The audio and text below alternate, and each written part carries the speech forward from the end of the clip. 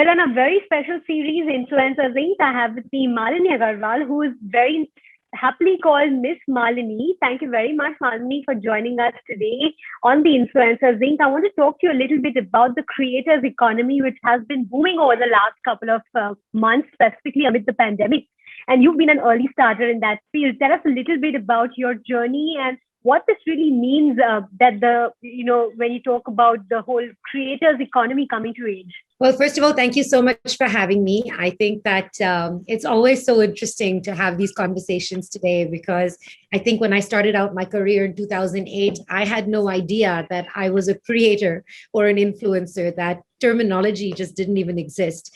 But I have really seen the way that this industry has matured, it's grown, it's just become sort of a beast of its own. And it's really amazing how it's given so many young people a chance to express themselves, make full-fledged careers, very successful ones at that. At a time like this, when you would have thought that in a pandemic, so many people would be completely out of work, creators are actually doing very well. Touch wood, there's so many people who are able to work because of this creators economy. And I think what's interesting is that with the onset of the pandemic, there was such a big change in advertising in general, like of what were the things that people are able to do, right? And so as a result, influencers became this indispensable component of most marketing plans. And this is also attributed to the fact that many traditional mediums were just not viable, right? There people are not looking at billboards, people are not able to shoot full-fledged, films as well. So really over the last 18 months, being a creator has become a very lucrative industry. And, so out of necessity, in fact, a lot of brands started trying influencers for the very first time. And those who were already using influencers actually doubled down and used them even more. And it kind of varied industry to industry, depending on the impact of the, business, of the industry's business. But you saw there were certain brands, whether they were washing machines or hand sanitizers, were booming. Things that maybe normally wouldn't even use a creator to promote themselves, realize that this is the way to go. And I think, well-planned, well-executed influencer marketing campaigns have been very successful for early adopters. And it's really interesting because when I started out, people didn't know about this. They never really thought about digital marketing. They weren't sure how successful it would be to put a brand to be promoted by a person, but it's all changed. So net, I think it's been absolutely amazing. And I think it's because of the authenticity and the engagement of influencers. Malini, tell us a little bit about how you picked your genres. You have fashion, lifestyle, Bollywood as important topics that you talk about on your website as well. So what made you choose these topics? So, honestly, for me, because I never really started off doing this as a business or my job, I was really kind of going with the flow, doing things that I found genuinely interesting. I had a day job. I was working at MTV. I was a radio jockey. Then I was with Channel V. So the blog was really my creative outlet. It was my personal hobby blog, if you say, back in 2008. So what I did is I decided to write about the things that I'm truly passionate about. Again, not realizing that that's really the core of every influencer or content creator is authentic interest in the things that you are influencing or creating content around.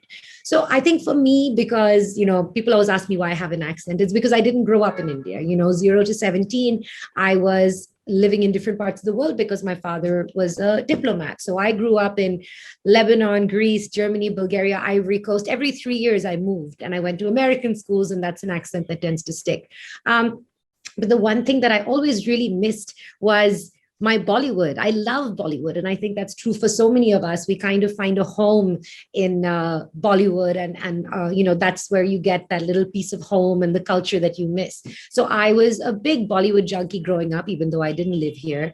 And I always used to consume all these pop culture magazines everywhere I went, which had a little bit of everything.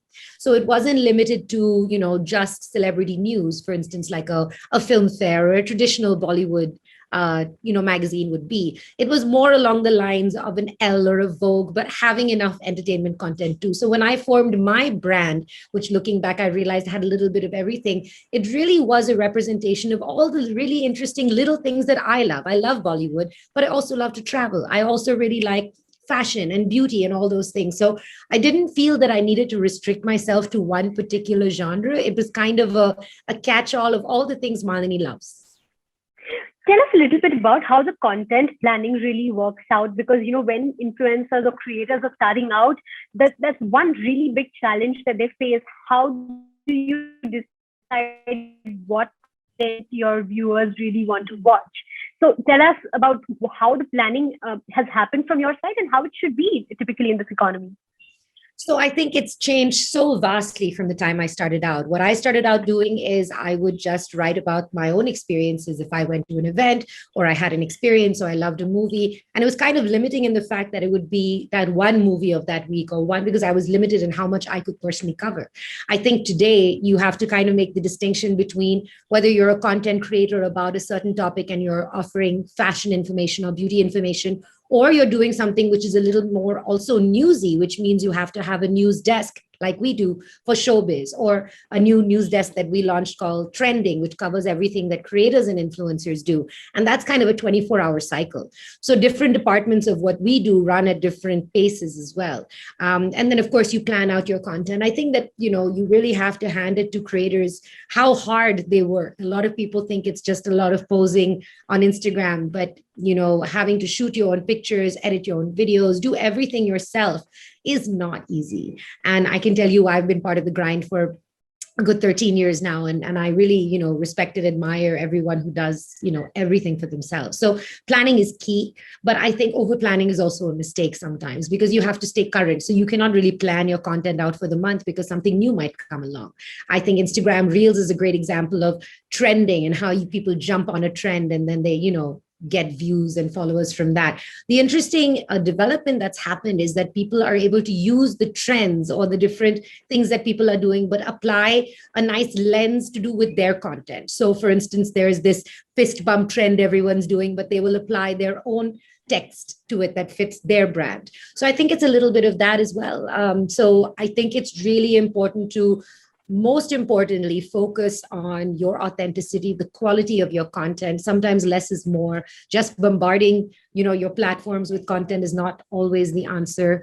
You also have to keep up with, what's happening on these platforms. What are the things that they're launching? What are the new things that they want to promote, because like Reels suddenly is the big thing everyone's doing because Instagram itself is giving more viewership to things like Reels. So it's a little bit of everything. You get to do the creative stuff, but you also have to see what's happening around you. Malini, tell us 3 mistakes that you've made in your journey and influencers or creators should avoid. I don't know if I'd call them mistakes because they've just been things that are learning curves. I think everyone will look back and be like, oh my God, what was I thinking when I wore that? Or, in that vein. I think the big mistake that actually glad that I made early on was starting off as a Bollywood gossip site, because I just, looked to existing sites like, or existing brands that did gossip per se. And I thought that's the only way you can cover entertainment. And then I realized very early on, because of, a few incidences I'll tell you about, is that you don't always have to be what everyone else does. You don't have to do gossip because that's the only thing that's out there. You can, carve your own path. And I learned this because, and I'm sure a lot of people know this, is we had gotten some pictures of Rajnikant without his hair and makeup. And internationally and in India, people love to see celebrities without their, dress up vibe. And so we posted it, not giving it a second thought. And then I remember waking up the next morning and I wasn't being trolled, but I was being flamed with outrage for how could you do this? How could you shame him that way? And then I realized, and the penny dropped, that my gosh, we talk about body shaming. I had shamed him in another way just because he wasn't in his perfect, camera ready avatar. And I made that decision early on that I don't want to be someone that tears other people down for clickbait. And I'm very happy that we learned that lesson because it's been, such a great and fulfilling journey to be a positive first media company that does cover entertainment and does have fun with it, but never really gets involved in, tearing someone down or, propelling this idea of nastiness or gossip or celebrity wars, which don't always exist. So I think that's been kind of my learning. And I think the big learning that everyone should take away from this is just because it doesn't exist yet doesn't mean you're doing something wrong. I think it's very important to remember that everything started somewhere, just like this whole creator economy. So if you find that, hey, I don't exactly fit into an existing mold of a type of creator or influencer, take that as a value add that you bring. You bring a new identity to a creator world. And I genuinely believe in the next 5 to 10 years, there are going to be creators on topics that we don't even fathom today. There are going to be careers that do not exist today, just like a few years ago, being a, content creator or a digital marketing influencer, none of those things were there.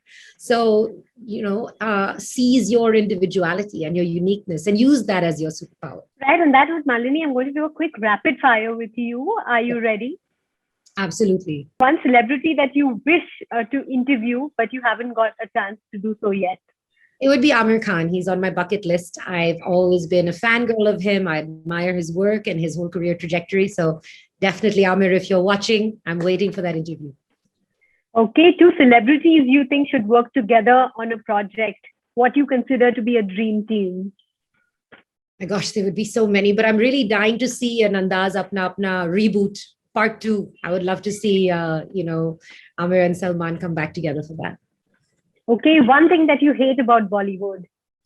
I think it's probably, it is the casting couch, or the fact that people do have to make compromises in it, and women have been made to feel very uncomfortable. Not something that only exists in Bollywood, but I wish it was a little more professional. I think it is getting more professional now, but I wish that nobody had the experiences that make them uncomfortable. Okay, if your domain name or what you call yourself wasn't Miss Malini, what would it be? I don't think that there is anything that could replace Miss Malini. I thought about it when I started, whether I should be the Bollywood gossip girl, but I thought it would just be too cheesy. I think Miss Malini is just perfect. Okay, if Miss Malini could be a celebrity for one day, who would she be?